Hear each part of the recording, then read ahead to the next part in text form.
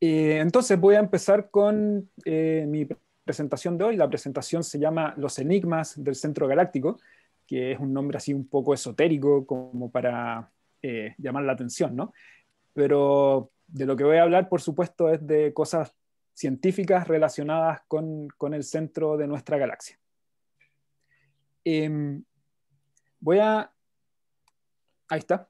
Voy a partir entonces con esta imagen. Esta imagen y la anterior son fotos de Stéphane Guissart, un astrónomo de la ESO, que nos muestran cómo se ve la galaxia, cómo se ve nuestra galaxia, la Vía Láctea, desde el desierto de Atacama, desde el norte de Chile, uno de los mejores lugares del mundo para hacer observaciones astronómicas, por supuesto. Entonces, si hablamos de los enigmas del centro galáctico, de los enigmas del centro de nuestra galaxia, como que lo primero que debiéramos preguntarnos es ¿qué es la galaxia? ¿Qué es la Vía Láctea, ¿no? ¿Y qué es lo que vemos? Lo que vemos es, por supuesto, una franja lechosa, ese es el origen de su nombre, ¿no? Tiene esa apariencia como de leche derramada. Y en la antigüedad, en verdad, no se sabía lo que era. Incluso hay registros de elucubraciones de que quizás era algo en la atmósfera, no se sabía lo que era. Y recién hace relativamente poco tiempo, hace 400 años, un poco más, Galileo la observó con un telescopio por primera vez. Eh, Galileo entonces fue considerado el padre de la astronomía moderna. Galileo fue la primera persona que usó un telescopio para observar el cielo, para observar objetos astronómicos. Y dentro de las cosas que él observó, bueno, observó muchas cosas, por supuesto. Observó las lunas de Júpiter por primera vez, los anillos de Saturno, los cráteres de la Luna. Nos hizo entender mucho mejor cómo era el sistema solar gracias a todo eso. Pero también observó la Vía Láctea, observó eh, grupos de estrellas en la galaxia y se dio cuenta de que esa luminosidad difusa no era realmente una cosa fluida, no era realmente una nebulosidad, sino que eran muchísimas estrellas que no las podemos ver con nuestros ojos, no las alcanzamos a distinguir con nuestros ojos. Vemos solamente su luz de una forma media difuminada. Entonces, este dibujo es un dibujo que hizo Galileo, muestra las Pléyades, y las estrellas bien grandes que aparecen ahí son las estrellas que podemos ver a simple vista.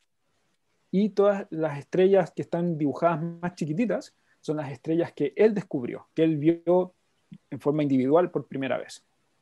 Y estas son las Pléyades, ¿no? Pero Galileo básicamente se dio cuenta de que a donde mirara en la Vía Láctea, para el televisor.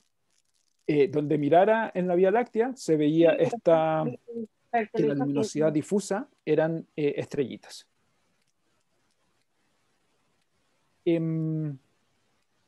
Ahora eso es súper importante, es un primer paso súper importante, y lo que viene ahora es preguntarnos cuál es la forma de la Vía Láctea, cuál es la forma real, por así decirlo, de esta cosa que vemos como una franja proyectada en el cielo. Y la primera persona que respondió esa pregunta, o al menos que tenemos registro de que la haya respondido, es el señor Thomas Wright. Thomas Wright es un personaje súper interesante.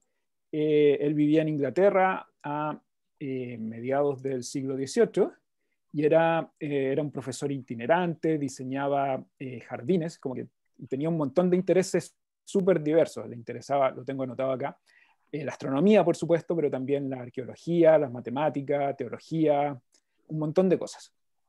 Y él, sin ser astrónomo, sin hacer observaciones propias, se dio cuenta de que básicamente, si vemos algo como una franja en el cielo, la forma más simple de interpretar eso es que lo que estamos viendo es de que la estructura en la que estamos es un plano que tiene un cierto grosor. Entonces, si pueden ver este dibujo en la pantalla, espero que todos puedan ver mi cursor, la flechita. Si nosotros estamos acá y miramos en la dirección de la Vía Láctea, en la dirección que en el cielo vemos la Vía Láctea, estamos mirando a través de ese disco y vamos a ver un montón de estrellas. Entonces, en esta dirección, en esta dirección, en esta dirección. Y si miramos en otras direcciones, por ejemplo, para acá, vamos a ver pocas estrellas. Y eso es lo que vemos en el cielo. Lo que vemos en el cielo, la estructura que vemos en el cielo, que observamos y llamamos la Vía Láctea, corresponde él decía, corresponde a una estructura plana con un cierto grosor. Vemos muchas estrellas en ciertas direcciones, muy pocas en otras direcciones. Esta idea, por supuesto, es básicamente correcta y se siguió desarrollando a lo largo del tiempo. Y al mismo tiempo la tecnología se fue desarrollando, se fueron haciendo mejores telescopios.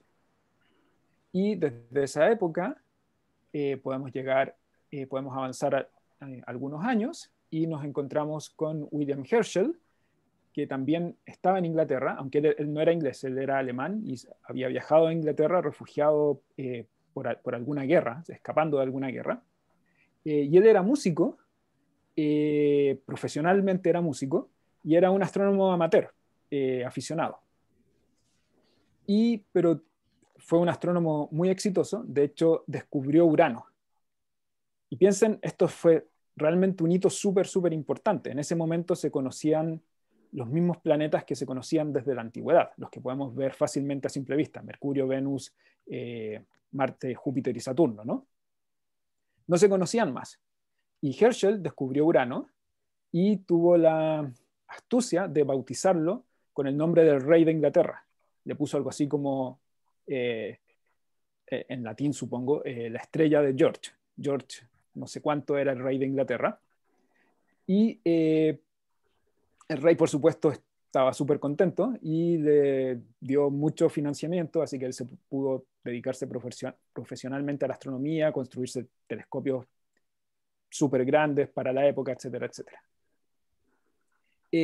Descubrió muchas nebulosas, muchos cometas, hizo un montón de cosas interesantes. Entre las cosas que hizo fue abocarse a entender cuál era la estructura de la Vía Láctea, ¿no? Pasar a una cosa más realista, no solamente decir es algo más o menos plano, más o menos grueso. Y lo que vemos en este dibujo es lo que él logró ver de la estructura de la Vía Láctea. En ese tiempo todavía no había técnicas para medir qué tan lejos estaban las estrellas.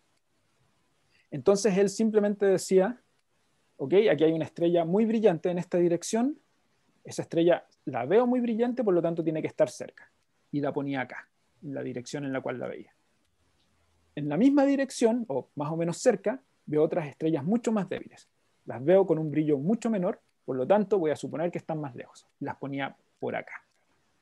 Entonces él hizo eso mirando en distintas direcciones del cielo y fue armando esta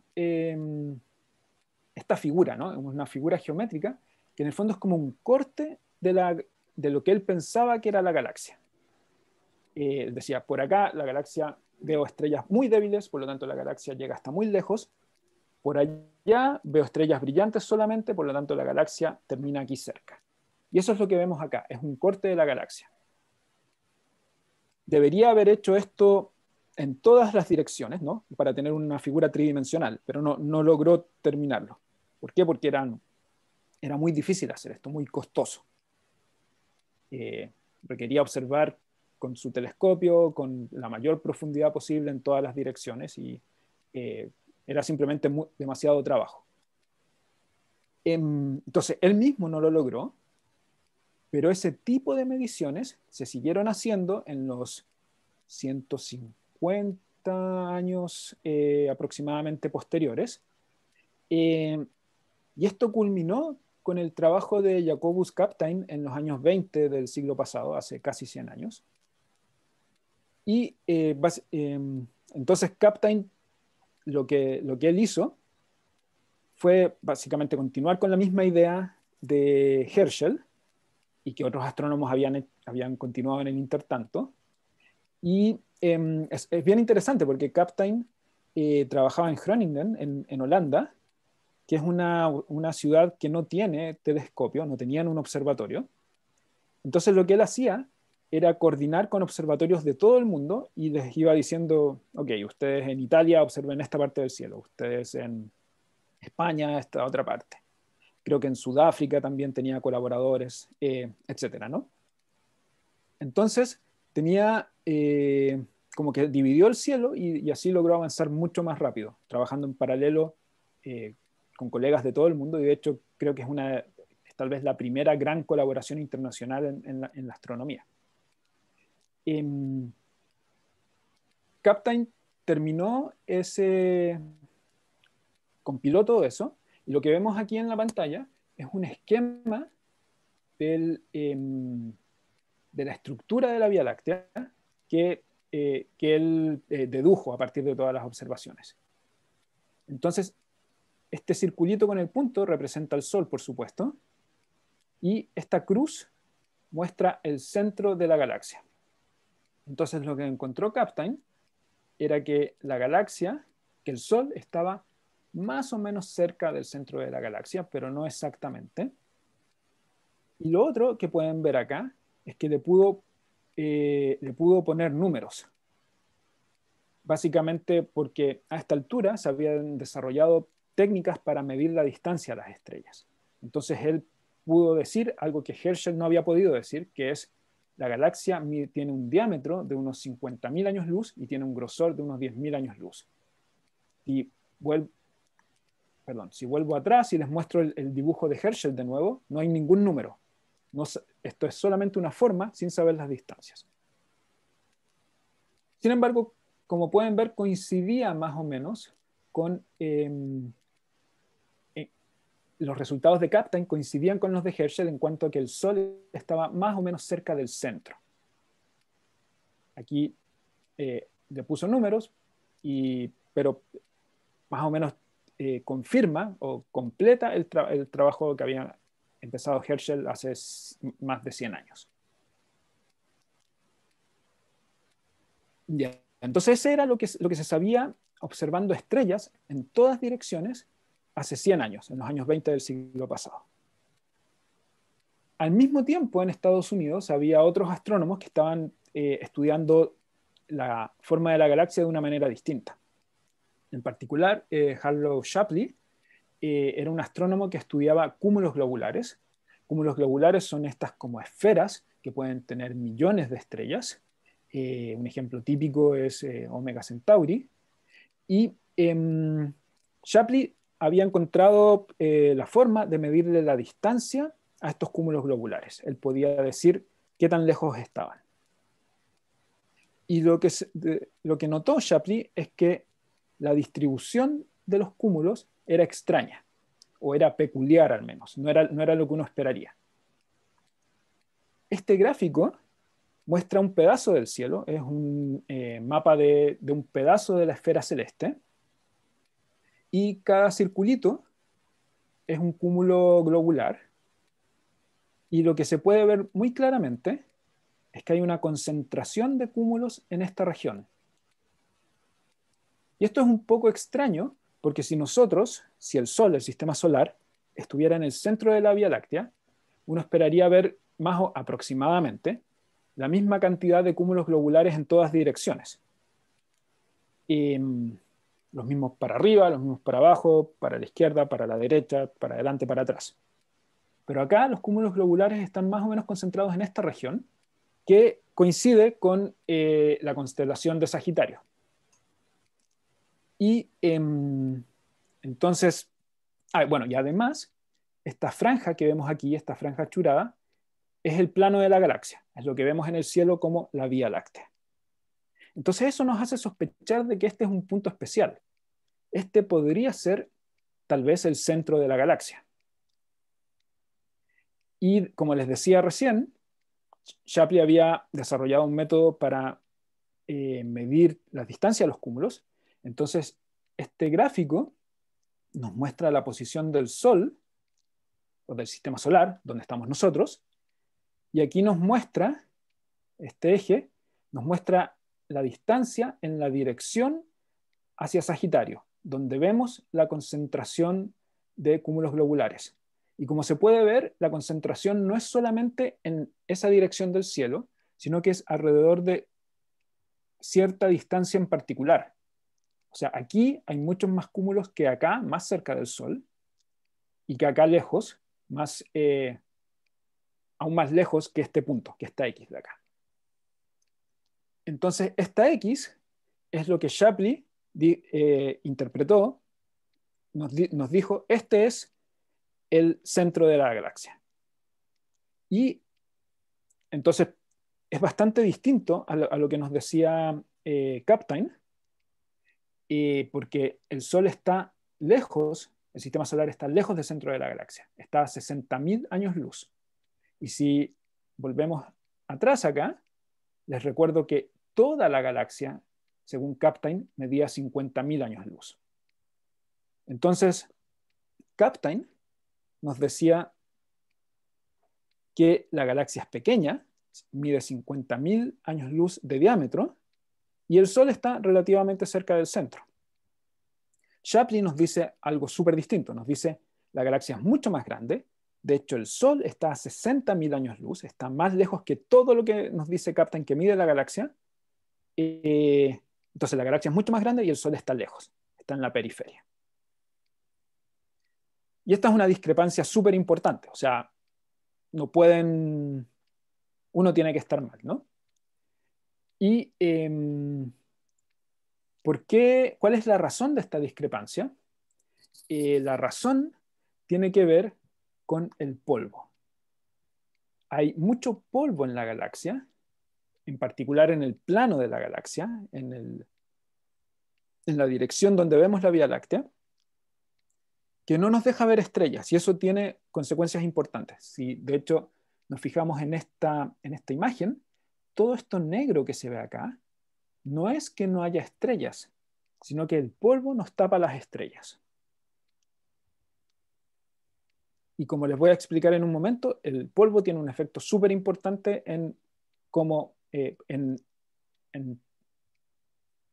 polvo es la razón de esta discrepancia. Hoy en día tenemos esta imagen de la galaxia. Esto es un dibujo, por supuesto, no es una foto. Esto es como pensamos que es la galaxia. En verdad estamos bastante seguros de que es más o menos así. Y hoy en día lo sabemos mirando otras galaxias, entonces suponiendo que si vemos muchas galaxias que son de este tipo, la nuestra es probable que sea así también, y también midiendo cómo se mueve el gas, cómo se mueven las mismas estrellas, como que todo eso es muy consistente con esta imagen de la galaxia. Entonces es una estructura que tiene espirales, pero que es un plano, es un disco, es lo que nos decía Thomas Wright hace casi 300 años, ¿no?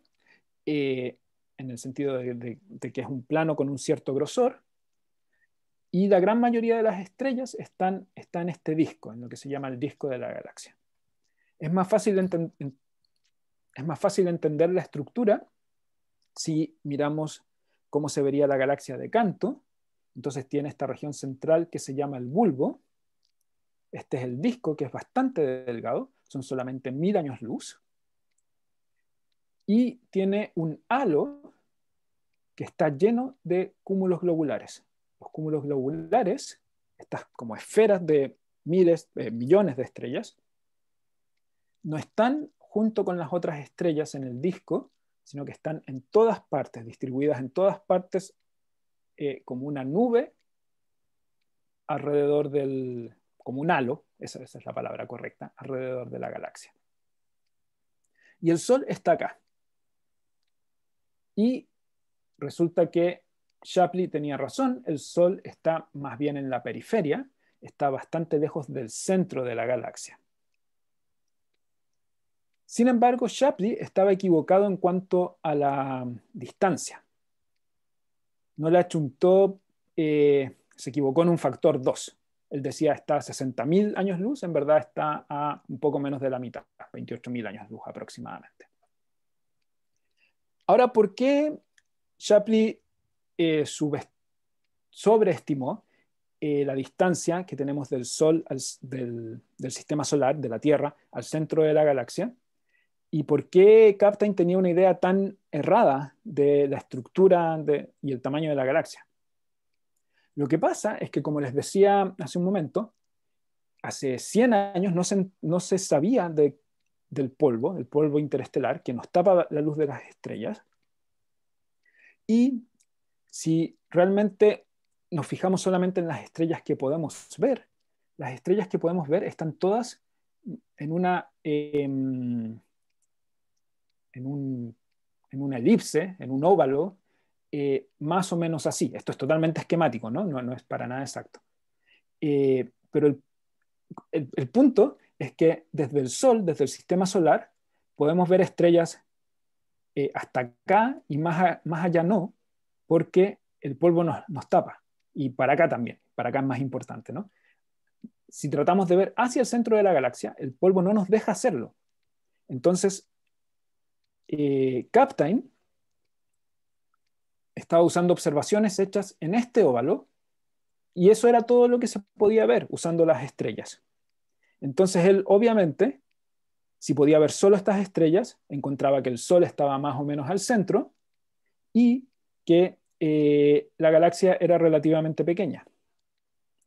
Shapley, en cambio, podía observar los cúmulos estelares, los cúmulos globulares, que están aquí afuera.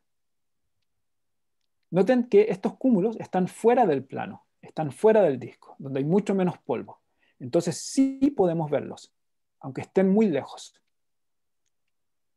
Entonces eso le permitió a él eh, ver la estructura de la galaxia en forma correcta. Ahora, ¿por qué él encontró una distancia tan grande? Porque él podía ver estos cúmulos, pero los veía muy débiles. Los veía tapados por algo de polvo. Entonces, como estaban tapados por algo de polvo, él pensaba que estaban más lejos que lo que realmente estaban.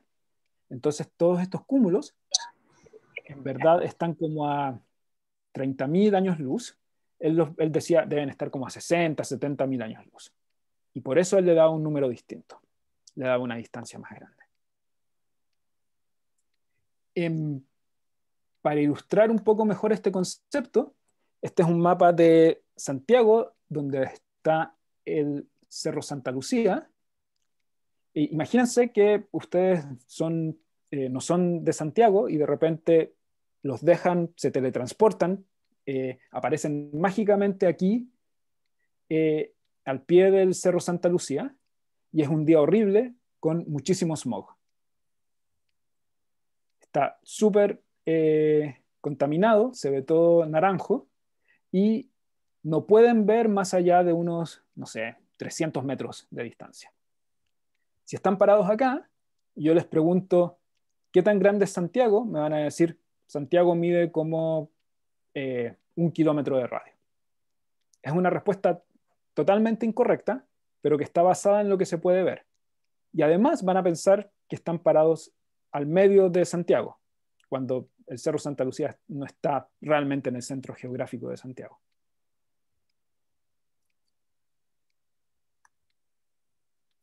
Bueno, ese era el primer enigma entonces. El primer enigma del centro galáctico es ¿dónde está el centro galáctico? Y gracias al trabajo de Shapley, que ha sido refinado después, por supuesto, sabemos que el centro galáctico está más o menos ahí, en el circulito rojo que muestra la figura, y a una distancia, Shapley no la calculó bien, no la pudo calcular bien, pero hoy en día sabemos que son 25.000, un poco más de años luz. La segunda pregunta, o el segundo enigma, es ¿qué hay en el centro galáctico? Y si miramos esta foto, si miramos esta imagen, no vemos nada especial ahí. De hecho, quizás ustedes piensan que me equivoqué, de que el centro galáctico no está acá, sino que está acá, que se ve más brillante. Pero no, efectivamente el centro galáctico está en este círculo que no se ve nada especial. Es un punto, de hecho, sí, no tiene ninguna gracia, ¿no? Vemos solo un montón de polvo. ¿Cómo podemos estudiar mejor el centro galáctico? Bueno, por suerte, tenemos otros tipos de luz, otros tipos de radiación que podemos usar para estudiar en nuestra galaxia, que nos van a dar mucha información muy relevante y muy interesante para entender mejor qué hay en el centro galáctico. En esta foto lo que vemos es por supuesto una mano, pero es la foto de una mano con luz visible. ¿Qué quiere decir luz visible? Es la luz que pueden ver nuestros ojos. Esto es como vemos una mano todos los días, ¿no? Y lo que estamos viendo es luz del sol o luz de una ampolleta reflejada en la mano y que nos muestra la superficie de la mano. Pero como les decía, hay otros tipos de luz, hay otros tipos de radiación. Este es el espectro de la luz. Esto es lo que vemos cuando la luz pasa por un prisma, por ejemplo, o en un arco iris. La luz se separa en distintos colores, violeta, azul, verde, etcétera, hasta llegar a rojo en el visible. Pero si vamos más a la izquierda, aquí está la luz infrarroja, la radiación infrarroja. Esto es luz que no podemos ver con nuestros ojos, pero que sí podemos detectar con cámaras, con cámaras especiales. Y si usamos una cámara infrarroja y le sacamos una foto a una mano, vamos a ver algo distinto. Aquí estamos viendo la luz que emite la mano. Nuestras manos, nuestros cuerpos están a 37 grados y por lo tanto emiten radiación infrarroja y de hecho se puede ver acá los capilares, se pueden ver el interior de la mano. Entonces esto es súper interesante porque la piel no nos deja ver el interior de la mano con luz visible, pero con luz infrarroja sí. Si vamos al otro lado del espectro, más allá del violeta, viene el ultravioleta y más allá todavía vienen los rayos X. Nuestras manos no emiten rayos X, pero hay máquinas que emiten rayos X y si yo pongo mi mano en una máquina que emite rayos X y después ocupo un detector que graba esa imagen, la imagen que producen los rayos X, voy a ver esto, es lo que llamamos una radiografía. Y aquí también estamos viendo el interior de mi mano. En particular podemos ver cómo los rayos X atraviesan de manera distinta, atraviesan fácilmente los tejidos blandos, pero no los huesos. Entonces puedo ver los huesos de la mano. Entonces, todo esto es para decirles de que distintos tipos de luz nos dan información complementaria y muy importante para entender cómo es una mano. Lo mismo con la galaxia. La luz óptica, la luz visible, es lo que vemos en este panel de acá, el penúltimo, y ahí vemos que hay luz de estrellas, pero también que ahí está todo este polvo que nos tapa un montón de estrellas. Sin embargo, si usamos otros tipos de luz, por ejemplo las ondas de radio, podemos ver cómo está distribuido el gas. El gas a cierta temperatura, etcétera, va a emitir ondas de radio. Y el infrarrojo, que son estas dos bandas de acá, estas dos imágenes de acá, nos muestra muchas más estrellas. Esto es súper importante. Entonces, las estrellas sí las podemos ver a través del polvo en el infrarrojo. Si usamos cámaras infrarrojas, si al telescopio le enchufo una cámara infrarroja, voy a poder ver las estrellas que están tapadas por las nubes de polvo. Entonces esto es crucial para estudiar el centro galáctico, porque el centro galáctico no lo podemos ver. El polvo lo tapa en luz visible. Entonces si hacemos zoom en el centro de nuestra galaxia y usamos un radiotelescopio, si detectamos las ondas de radio, vemos esta imagen, que es súper interesante. Ya no es esa región negra, fome, con puro polvo. Estamos viendo que hay filamentos, hay como movimiento turbulento, hay un montón de cosas súper raras, ¿no? Es como difícil interpretar esta imagen. Pero esto es lo que vemos usando ondas de radio en el centro de nuestra galaxia. Ahora, para poner esto en contexto, quizás debamos observar otras galaxias primero. Si nos fijamos en otra galaxia, esta es Centauro A, es una galaxia bastante parecida a la nuestra. Estamos mirando más o menos de canto un plano, una galaxia plana, una galaxia espiral como la nuestra, tiene todo este polvo también, y el centro de esta galaxia, si hacemos zoom,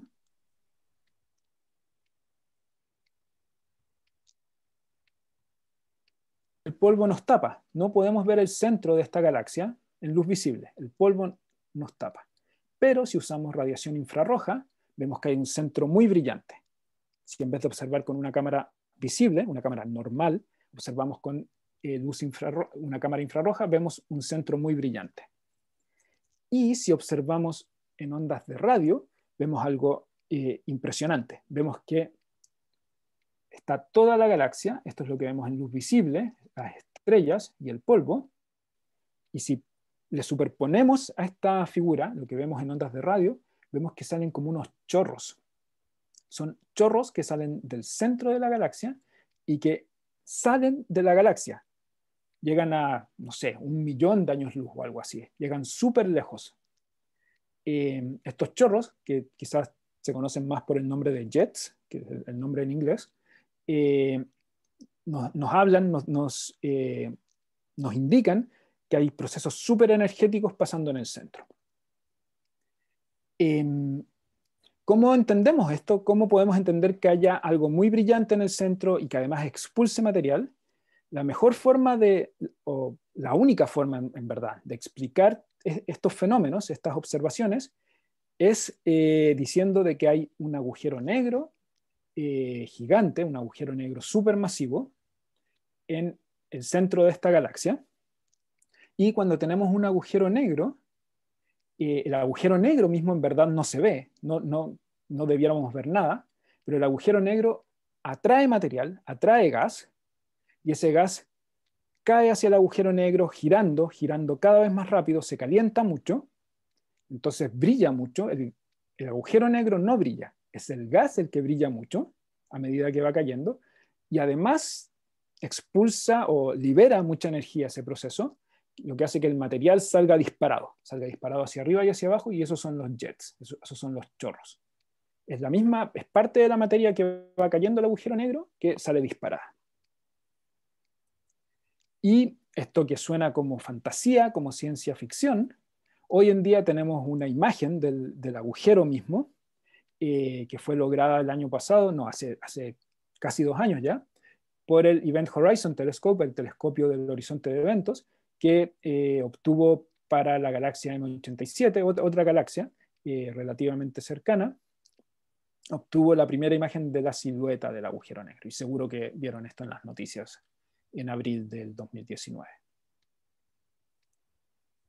Bueno, volvemos a nuestra galaxia, volvemos al centro a nuestro centro galáctico. Y lo más interesante aquí, lo más brillante, es esta región que se llama Sagitario A. Y lo que obviamente nos vamos a preguntar es, ¿acaso hay un agujero negro acá? Y solamente mirando esta imagen no podemos decirlo. Vemos que hay algún fenómeno energético acá, como les decía. Bueno, se ven como filamentos, indicios de turbulencia como de burbujas que se estén produciendo. Y por supuesto se ve bastante brillo, una concentración de brillo en el centro.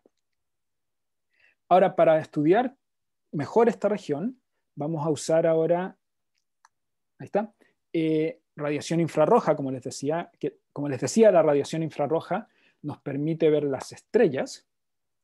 Entonces, esta imagen es espectacular. Déjenme mostrar esto con calma. Esta es una foto panorámica tomada desde Cerro Paranal, donde está el VLT, el Very Large Telescope, en el norte de Chile. Entonces, una foto panorámica, por supuesto, es alguien que se paró en el cerro y tomó fotos en todas las direcciones y después las pegó. Entonces se ven los 4 telescopios principales, se ven algunos de los telescopios más chicos que hay en el observatorio. Y lo más impresionante, por supuesto, se ve toda o una parte muy importante de la Vía Láctea, de la que estamos hablando en el cielo.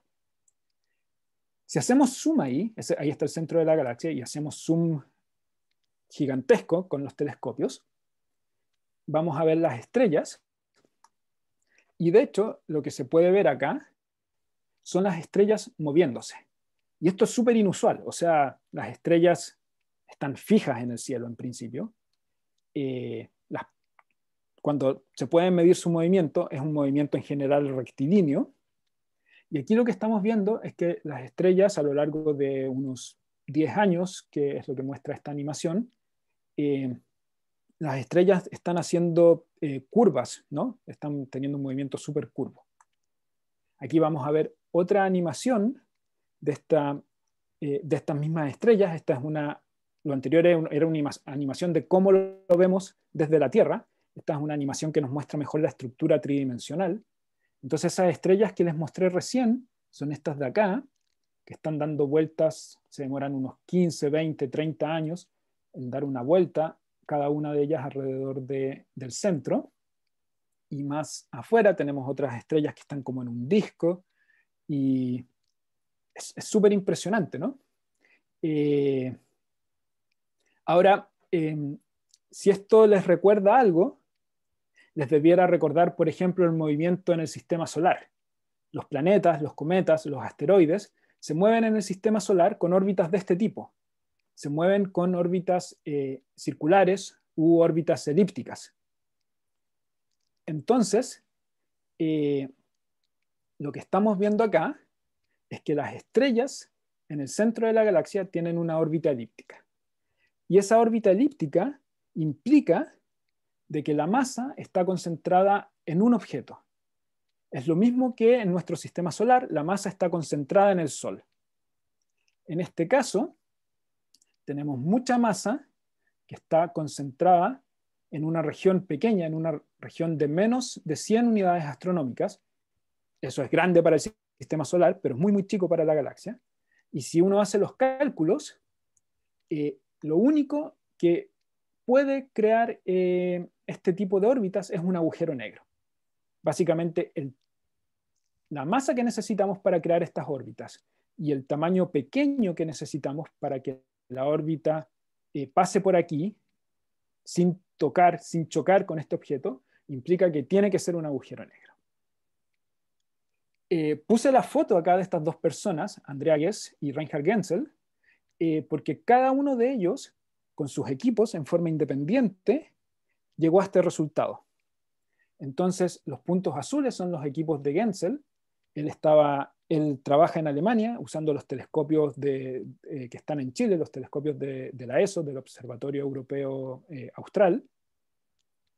Y los puntos azules son del equipo de Andrea Ghez, que ella está en la Universidad de California y usa los telescopios que están en Hawái. Ahora, las mediciones de ambos equipos calzan en forma perfecta. Y ellos no es que se hayan estado colaborando, al contrario, estaban compitiendo en forma súper fuerte, ¿no? No son amigos para nada, son competidores muy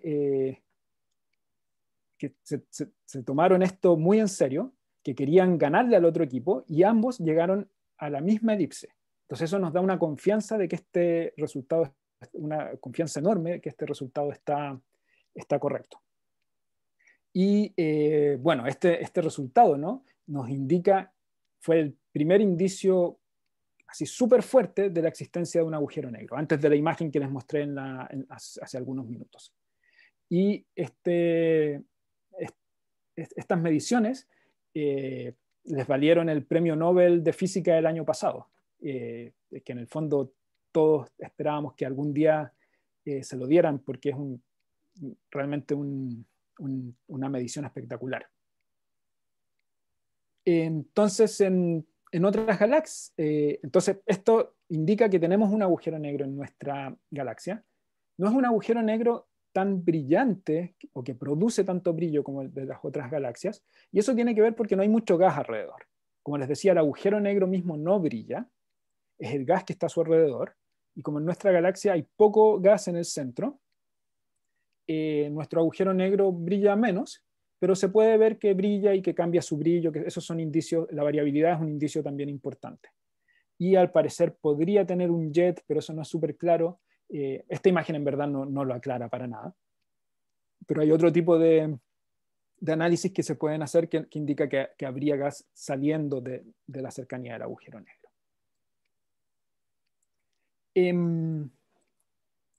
Bueno, entonces en el fondo aquí tenemos a esta altura creo que es el tercer enigma del centro galáctico. ¿Qué hay en el centro galáctico? Hay un agujero negro supermasivo que le llamamos los astrónomos, y en este caso supermasivo quiere decir que mide, que pesa 4 millones de veces lo que pesa el Sol. Tiene una masa de 4 millones de masas solares. Y eso se puede medir por la órbita. La órbita nos dice, la órbita de las estrellas nos dice cuánta gravedad hay ahí y por lo tanto cuánta masa está en ese punto. ¿Qué más podemos estudiar en el centro galáctico? Bueno, les voy a mostrar de nuevo esta figura. Esta figura entonces muestra las posiciones. Quizás debería haberla explicado mejor recién, ¿no? Les dije que los puntos verdes son azules son de un equipo, los puntos rojos son del otro, que son una elipse. Esta elipse entonces es la órbita de una de esas estrellas. Cada punto es una medición en una fecha distinta. Como pueden ver, empezaron a hacer estas mediciones. La tecnología lo permitió el año 92. Siguieron por unos 10 años. Y en el año 2002 ya estaba claro que aquí había algo, ¿no? De que la estrella se devolvió, ¿no? Entonces esta medición fue la que confirmó el agujero negro y la vuelta se completó el 2008 y bueno, de ahí la estrella está por acá ahora de vuelta. Entonces el año 2002 fue el año en que realmente todos se convencieron de que había un agujero negro y que empezó a haber mucho interés en la región del centro galáctico. Y por casualidad, justo ese año, yo me fui a Alemania a empezar el doctorado. Ahí hay una foto mía cuando tenía bastante más pelo, esto debe ser el año 2003 o algo así, con los Alpes de fondo. Ahí estaba cerca de Múnich, donde estaba haciendo el doctorado. Y como les decía, la gente empezó a estudiar en mucho más detalle el centro galáctico y las estrellas del centro galáctico. ¿Por qué? Porque estas estrellas son las que nos permiten hacer tests, hacer experimentos cerca del agujero negro. Ahora, esta foto, esta imagen, es una imagen tomada en el infrarrojo, por supuesto, el agujero negro está bien escondido ahí al centro, y todas estas estrellas son las estrellas que se veían en una animación, en la segunda animación que les mostré, que estaban como en un disco un poco más lejos del agujero negro. Ahora, analizando en detalle la luz de estas estrellas, se sabe que son muy jóvenes, que tienen 5 millones de años aproximadamente, que eso para una estrella es súper joven. El Sol tiene 5.000 millones de años, ¿no? Entonces estas estrellas son 1000 veces más jóvenes. Y eso es un problema. ¿Por qué es un problema? Bueno, porque las estrellas en general se forman a partir de nubes de gas y polvo que hay en todas partes en el universo, ¿no? Estas estrellas, en las galaxias, más precisamente. Estas estrellas entonces por su propia gravedad, empiezan a hacer como grumitos, que los podemos ver aquí en esta imagen, y esos grumitos, por su propia gravedad, se hacen cada vez más pequeños, se colapsan por su propia gravedad, tercera vez que lo digo, perdón, y finalmente forman una estrella. Entonces, a partir de una nube, la nube se fragmenta y cada fragmento se fragmenta más a su vez y cada uno se hace cada vez más pequeñito hasta formar una estrella. Ese proceso no puede funcionar en el centro galáctico, o es muy difícil que funcione en el centro galáctico. ¿Por qué? Porque el agujero negro del centro galáctico tiene una fuerza de gravedad que tironea las nubes y las desgarraría, las destruye. Entonces no se puede formar una estrella, perdón, no se pueden formar estrellas de esta forma normal en el centro de la galaxia. Entonces, ¿cómo es posible que tengamos esas estrellas tan jóvenes en el centro? Ese es, creo que, el quinto enigma del centro galáctico, en esta charla al menos. Y la explicación es una explicación en la que yo trabajé durante mi doctorado, y tiene que ver con que en el pasado, hace 5 millones de años, puede o debe haber habido un disco de gas con suficiente masa alrededor del agujero negro para que en el mismo disco se formen estrellas. Entonces esta es una animación que lo muestra y básicamente aquí tenemos lo que les decía antes, ¿no? Tenemos este disco de gas que gira muy rápido, que brilla mucho y que expulsa material, pero en las partes de más afuera del disco el gas está más frío y no brilla mucho y en general tiende a colapsar, tiende a caerse sobre sí mismo por su propia gravedad, como les decía varias veces, y aquí se formarían estrellas. Entonces, es súper... esta idea calza súper bien con lo que vemos, ¿no? Vemos estrellas que se formaron hace poco y que están todas más o menos en un disco, todas así ordenaditas, como un sistema planetario, como el sistema solar.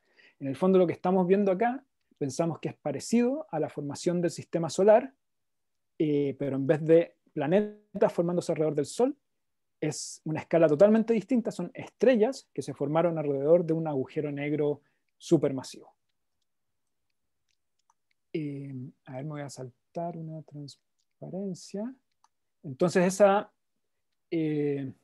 idea entonces es que estaba este disco y por este proceso de fragmentación se formaron las estrellas que vemos hoy en día. Se me está acabando el tiempo, así que muy brevemente les quería comentar las cosas en las que estamos trabajando ahora con mi grupo de investigación. Voy directamente a las animaciones que están súper bonitas, creo. Esta es la tesis de doctorado de Diego Calderón, que terminó el año pasado. Él está viendo cómo el gas que expulsan estas mismas estrellas, aquí cada uno de estos circulitos brillantes es una estrella, y cada una de estas estrellas está perdiendo algo de gas. Entonces estamos estudiando cómo ese gas choca el gas de unas estrellas con otro, cómo cambian sus órbitas, cómo una fracción se va hacia el centro y estaría formando un disco. Está súper interesante. Y lo otro que les quería mostrar es el trabajo de Christopher Russell, que él ha desarrollado visualizaciones súper interesantes de este tipo de simulaciones. Aquí, si ustedes se ponen entonces unos anteojos de realidad virtual, pueden meterse adentro de la simulación y, entre comillas, viajar al centro galáctico. Se pueden ir entonces a la posición del agujero negro y pueden mirar en todas direcciones cómo están las estrellas orbitando alrededor, cómo las estrellas emiten sus vientos, este gas del que les hablaba, ese gas crea grumos, etc. Es un viaje súper súper alucinante. Y lo óptimo es verlo con anteojos de realidad virtual, pero si eso no es posible, una opción súper buena es verlo simplemente con un smartphone, con un teléfono o con una tablet. Si le apuntan a esta cosa de YouTube, a este código, pueden ver con el teléfono, pueden meterse dentro de la simulación y mirar en todas direcciones, que a mí me parece súper entretenido. Bueno, con esa propaganda del final termino mi charla. Gracias por su atención y quedo disponible para preguntas si es que hubiera. Primero que